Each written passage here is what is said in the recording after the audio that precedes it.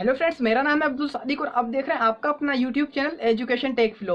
आज हम पढ़ेंगे संसाधन एवं विकास। इसके एक वीडियो में हमने बहुत सारी चीज़ें कवर की थी। अगर आपने अभी तक वो नहीं देखी तो मैंने ऊपर कार्ड और नीचे डिस्क्रिप्शन में उसकी लिंक दे रखी है, आप उसे जाकर के देख सकते हैं। फिर भी मैं आपकी बेटर अंडरस्टैंडिंग के लिए मैं 2 मिनट के लिए रिविजन कराता हूँ। जो मैंने अपनी लास्ट क्लास संसाधन एवं विकास की लास्ट क्लास में मैंने आपको पढ़ाया था उसको मैं रिवाइज कराऊंगा और फिर आगे की आज की वीडियो और आज की क्लास शुरू करेंगे जिसमें हम आगे पढ़ेंगे। और आप वीडियो में बने रहिए और अगर नहीं रिवीजन चाहते तो आप पूरी वीडियो देख सकते हैं, नहीं तो आप रिवीजन के माध्यम से भी समझ सकते हैं। तो सबसे पहले हम पढ़ रहे हैं चैप्टर संसाधन एवं विकास। तो हमें संसाधन एवं विकास पढ़ने हमें पता होना चाहिए संसाधन क्या होते हैं। हमारी पृथ्वी पर जितनी भी चीजें हमारी आवश्यकताओं को पूरा करने के लिए काम प्रयोग की जाती हैं, काम में आती हैं, वे सभी संसाधन है। अगर हमारे पास वह टेक्नोलॉजी अवेलेबल है उनको यूज करने के लिए, इसको एक एग्जाम्पल की सहायता से समझते हैं। हम सभी को पता है हमारी पृथ्वी है उसके नीचे बहुत सारे कच्चे तेल और खनिज पदार्थों का बहुत बड़ा भंडार है, असीमित भंडार है। लेकिन अगर हमारे पास वह टेक्नोलॉजी नहीं है जिससे हम उसे जमीन में से निकाल सकें तो वह संसाधन नहीं है। अगर जमीन के नीचे पेट्रोल है तो वह संसाधन नहीं है। अगर हमारे पास वह टेक्नोलॉजी, हमारे पास रिफाइनरीज हैं, हम उस कच्चे तेल को निकाल करके फिल्टर करके पेट्रोलियम पदार्थ बना सकते हैं तो उसे संसाधन कहेंगे। यह तो थी संसाधन। उसके बाद मैंने पढ़ाया था आपको संसाधनों का वर्गीकरण। तो संसाधनों का वर्गीकरण किस प्रकार है मैंने आपको एक चार्ट लगा के दिखा रखा है, मैं आपको बताता हूँ। संसाधनों को 2 भाग में डिवाइड किया गया है, जैसे एक तो मानवीय संसाधन और एक प्राकृतिक संसाधन। प्राकृतिक संसाधन भी 2 तरह के होते हैं, एक तो नवीकरणीय संसाधन और एक अनवीकरणीय संसाधन। और मानवीय संसाधन भी 2 प्रकार के होते हैं, एक तो संस्थाएं एवं संगठन और दूसरे होते हैं मात्रा और गुणवत्ता। इसके बाद हमने पढ़ा था संसाधनों के प्रकार। संसाधनों के 4 प्रकार होते हैं और मैंने आपको एक एक करके सबको समझा रखा है अपनी लास्ट वीडियो में। इसमें मैं आपको खाली उनके बारे में बताऊंगा, एक्सप्लेन नहीं करूंगा। तो पहला होता है उत्पत्ति के आधार पर और दूसरा होता है समाप्यता के आधार पर और तीसरा होता है स्वामित्व के आधार पर और चौथा होता है विकास के स्तर के आधार पर। आप देख सकते हैं। और इसके बाद आते हैं विकास के स्तर के आधार पर। मैंने आपको अंतरराष्ट्रीय संसाधन अच्छे से एक्सप्लेन नहीं कर पाया था। राष्ट्रीय संसाधन, तो दोस्तों अंतरराष्ट्रीय संसाधन वह संसाधन होते हैं जो बहुत सारी अंतरराष्ट्रीय संस्थाएं उन्हें उनका नियंत्रण करती हैं और किसी भी देश को उन्हें परमिशन देती है कि आप उन्हें यूज कर सकते हैं या नहीं कर सकते। और अंतरराष्ट्रीय संसाधन वह संसाधन होते हैं जो किसी भी देश की तटीय रेखा से 200 मील के बाहर होते हैं। एग्जाम्पल क्या नहीं ले लेते हैं, जैसे हमारा एक तट है तमिलनाडु तट और उससे 200 मील तक जो भी संसाधन आएंगे वे हमारे देश के हैं, वे हमारे संसाधन है। अगर उससे 200 मील तटीय रेखा से दूर बाहर जाकर के कोई संसाधन पाया जाता है तो वह अंतरराष्ट्रीय संसाधन है। अगर हमें उसका यूज करना है तो हमें उसको अंतरराष्ट्रीय संस्थाओं से परमिशन लेनी होगी जिससे उसका हनन ना हो सके और हमें उनकी परमिशन के बिना उन संसाधनों को यूज नहीं कर सकते। और मैं एक बात और आपको बता दूं, जो हम जानते हैं अंटार्कटिका दुनिया की सबसे बड़ा बर्फीला महासागर जिसे कहा जाता है, उसको वह सार्वजनिक संसाधन है, उस पर सबका अधिकार है। ऐसा नहीं है कि उस पर वह अंतरराष्ट्रीय संसाधन, उस पर हर किसी का अधिकार है। और उसके बाद आते हैं हम अपने आज की क्लास शुरू करते हैं। आज की क्लास में हम पढ़ेंगे संसाधनों का विकास। तो हम जानते हैं संसाधनों का विकास। पहले तो हमें संसाधन तो हमें पता ही है जो भी हमारी आवश्यकता को पूरा करते हैं और हमारे पास टेक्नोलॉजी है उनको निकालने की, उनको बनाने की। तो ये तो थे संसाधन। और विकास क्या होता है, जब कोई बच्चा छोटा होता है और छोटा होने से बड़ा होने तक उसका विकास होता रहता है, लगातार उसका विकास चलता रहता है। वह छोटे से बड़ा वयस्क होता है, फिर वरिष्ठ होता है, फिर वह वृद्ध हो जाता है, फिर उसकी मृत्यु हो जाती है। तो ये विकास चलता रहता है एक कंटिन्यूअस। अगर हमने संसाधनों की खोज कर ली और हमारे पास संसाधन है, वह टेक्नोलॉजी भी है, लेकिन अगर हमारे संसाधनों का विकास नहीं होगा तो वह एक दिन उनकी अच्छा बंटवारा नहीं हो सकता और वह एक जल्दी खत्म हो जाएंगे। अगर हम विकास नहीं करेंगे तो हमारी टेक्नोलॉजी पुरानी हो जाएगी और नई टेक्नोलॉजी के साथ हम आगे नहीं बढ़ सकते। इसलिए हमारे संसाधनों का विकास होना अति आवश्यक है। और मैं आपको पढ़ के सुनाता हूँ। संसाधन मनुष्य के जीवन यापन के लिए अति आवश्यक तो है ही, यह जीवन की गुणवत्ता को बनाए रखने के लिए भी बेहद महत्वपूर्ण है। ऐसा माना जाता है कि संसाधन प्रकृति की देन है।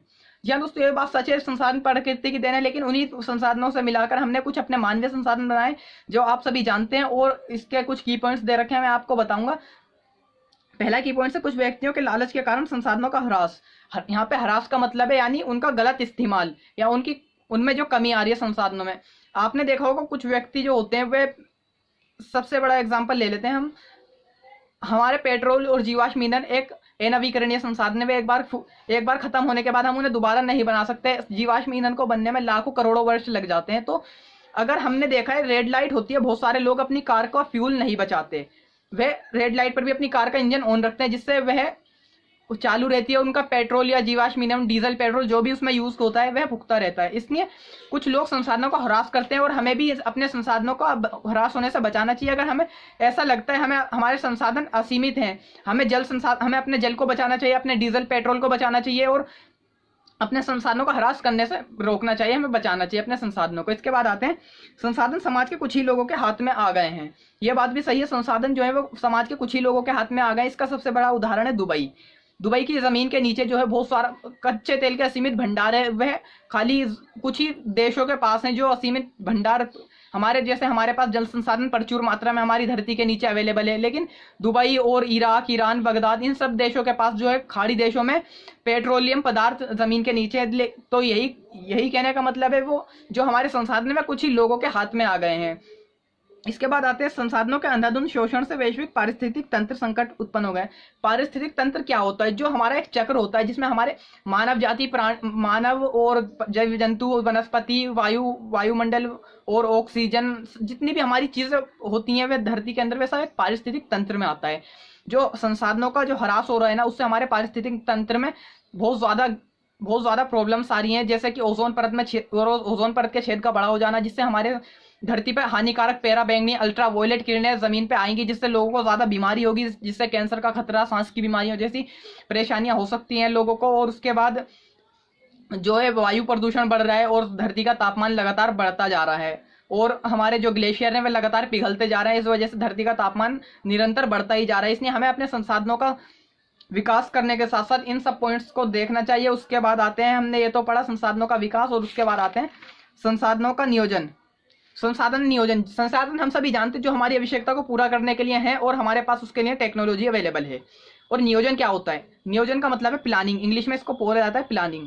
तो इसका मतलब अच्छे से समझते हैं। अगर हमें कहीं पिकनिक पर जाना है तो हम पहले से प्लान करते हैं, या अगर हमें कल का दिन कहीं स्पेंड करना है तो हम उसका प्लान करते हैं, कल ये करेंगे वो करेंगे और हमें वहां घूमने जाना है, ऐसा करना है वैसा करना है, तो हम पहले से उस चीज की प्लानिंग करते हैं। लेकिन संसाधनों के कुछ लोग होते हैं वो प्लानिंग नहीं करते। अगर संसाधनों की अच्छे से प्लानिंग की जाए तो संसाधनों की कमी नहीं है और हम उसको बहुत बड़ी मात्रा में उसको जनरेट कर सकते हैं। मानवीय थोड़ी सी हम अपना माइंड यूज कर करके और अपनी ह्यूमन रिसोर्सेज यूज करने के बाद हम अपने संसाधनों को बहुत ज्यादा मात्रा में बढ़ा सकते हैं। इसका मैं पढ़ के सुनाता हूँ। संसाधन नियोजन संसाधनों के विवेकपूर्ण उपयोग के लिए अपनाई गई एक सर्वमान्य रणनीति है। सर्वमान्य यानी पूरी दुनिया उसे मानती है।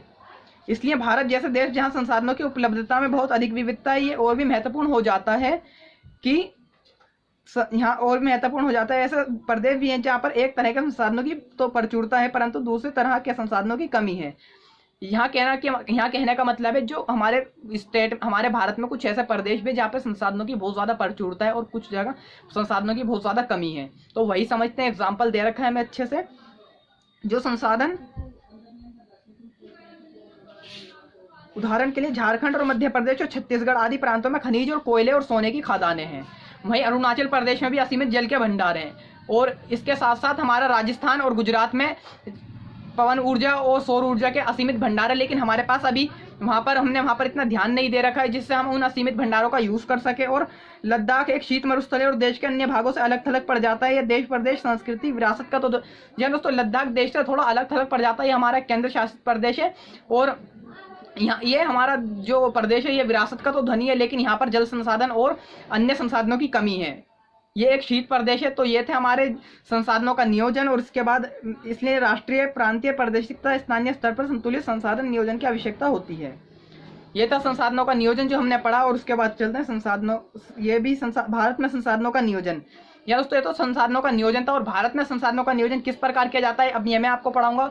जो मैं पढ़ाता हूँ वो स्क्रीन पर आपको प्रेजेंट होता है। आप देखते रहिए, पढ़ते रहिए और नोट्स बनाते रहिए। अगर अभी तक चैनल को सब्सक्राइब नहीं करा है तो चैनल को सब्सक्राइब कर लीजिए ताकि हम और आने वाली वीडियोस के लिए आपको जल्द से जल्द नोटिफिकेशन दे सकें। और उसके बाद आते हैं भारत में संसाधन नियोजन किस प्रकार होता है जानते हैं। भारत के विभिन्न प्रदेशों में संसाधनों की पहचान कर उनकी सूची बनाई जाती है। जी हाँ दोस्तों, अगर कहीं पर संसाधन तो उसके पहले उसकी पहचान करने के बाद उसकी एक लिस्ट बनाई जाती है, उस लिस्ट तैयार की जाती है। उसके बाद उनको संस्थाओं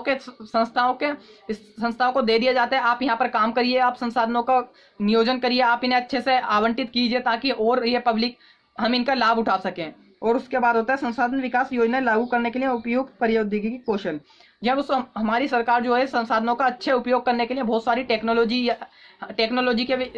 के क्षेत्र में काम करती है, जिससे हमारे संसाधनों की ज़्यादा मात्रा में बढ़ोतरी हो, हमें ज़्यादा से ज़्यादा संसाधन मिल सके, और वो नई नई टेक्नोलॉजी लाती है संसाधनों के विकास के लिए। और आते हैं फिर संसाधन विकास योजना तथा राष्ट्रीय विकास योजना में समन्वय स्थापित करना। इसकी मीनिंग मैं आपको समझाता हूँ। संसाधन विकास योजनाओं तथा राष्ट्रीय विकास योजनाओं में समन्वय स्थापित करना। जी दोस्तों, हमारी केंद्र सरकार और राज्य सरकार मिलकर के संसाधनों के राष्ट्रीय और राज्य स्तर पर समन्वय स्थापित करती हैं। समन्वय से मतलब है सामंजस्य स्थापित करना, यानी दोनों का मिलकर काम करना। वे संसाधनों के लिए दोनों मिलकर काम करती हैं, राज्य सरकार और केंद्र सरकार नई नई योजनाएं लागू करती हैं। और उसके बाद आते हैं संसाधनों का संरक्षण। संरक्षण से अभिप्राय यह है कि संसाधन तो हम सभी जानते हैं जो हमारी आवश्यकता को पूरा करते हैं और हमारे पास उसके लिए टेक्नोलॉजी अवेलेबल है। संरक्षण से किसी चीज़ को बचाना, बचा के रखना, उसका हनन होने से बचाना, उसको खत्म होने से बचाना, उसको सेविंग करना। तो ये तो है संसाधनों का संरक्षण। मैं आपको पढ़ के सुनाता हूँ। किसी भी तरह के विकास में संसाधनों की महत्वपूर्ण भूमिका होती है। यानी किसी भी देश के विकास में, किसी भी देश, राज्य, किसी भी जगह के या इंसान के विकास में जो होती है संसाधनों की आवश्यकता होती है। हर इंसान को संसाधन की आवश्यकता है। और परंतु संसाधनों का विवेकहीन उपभोग और अति उपभोग के कारण कई सामाजिक, आर्थिक व पर्यावरणीय समस्याएं उत्पन्न हो जाने की संभावना रहती है। अगर संसाधनों का अच्छी तरह से उपयोग ना हो तो हमारे बहुत सारी समस्याओं का सामना करना पड़ सकता है। इन समस्याओं के बचाव के लिए विभिन्न स्तरों पर संसाधनों का संरक्षण अति आवश्यक है। अगर हम उन परेशानियों से बचना चाहते हैं तो संसाधनों का संरक्षण बहुत अति आवश्यक है। भूतकाल से ही संसाधनों का संरक्षण बहुत से नेताओं और चिंतकों के लिए चिंता का विषय बना रहा है। हम जानते हैं हमारे बहुत सारे क्रांतिकारियों ने हमारे देश को आज़ाद कराने के लिए बहुत सारे आज़ादी की लड़ाई में भाग लिया। उन्हीं में से बहुत सारे चिंतक और नेता हुए हैं जिन्होंने हमारे देश के संसाधनों के ऊपर चिंता का विषय जताया है और चिंता की है। इनमें से एक बहुत बड़े हमारे जाने माने, जिन्हें हमें राष्ट्रीय पिता के नाम से जानते हैं, महात्मा गांधी जी ने कहा है हमारे अब मैं आपको गौर से सुनिएगा। मैं आपको महात्मा गांधी जी के वर्ड्स पढ़ के सुना रहा हूँ। हमारे पास हर वर्ग की आवश्यकता पूर्ति के लिए बहुत कुछ है, लेकिन किसी के लालच की संतुष्टि के लिए कुछ नहीं है। जी हाँ दोस्तों, यहाँ कहने का मतलब है हमारे पास आवश्यकताओं की संतुष्टि के लिए बहुत कुछ है, लेकिन किसी के लालच को पूरा करने के लिए हमारे पास कुछ नहीं। हमारे पास पेट भरने के लिए तो है, लेकिन पेट ही भरने के लिए बिल्कुल नहीं। ये महात्मा गांधी जी के वर्ड्स थे जो उन्होंने संसाधन संरक्षण के लिए दिए। दोस्तों ये थी हमारी आज की वीडियो। नेक्स्ट वीडियो में हम आगे का चैप्टर कंटिन्यूस करेंगे, वो हमारी लास्ट वीडियो होगी। अगर ये वीडियो पसंद आई हो तो वीडियो को लाइक करें, चैनल को सब्सक्राइब करें। और अगर अभी तक आपने पहली वीडियो नहीं देखी जो संसाधनों के प्रकार और वर्गीकरण के ऊपर थी, आप उसे जाकर के देख सकते हैं। ऊपर कार्ड नीचे डिस्क्रिप्शन में उसका लिंक दे रखा है। मैं अब्दुल सादिक, आप देख रहे हैं आपका अपना YouTube channel Education Tech Flow. तो धन्यवाद दोस्तों आपका वीडियो को पूरा देखने के लिए। वीडियो को लाइक करना ना भूलें और चैनल को सब्सक्राइब करना भी ना भूलें।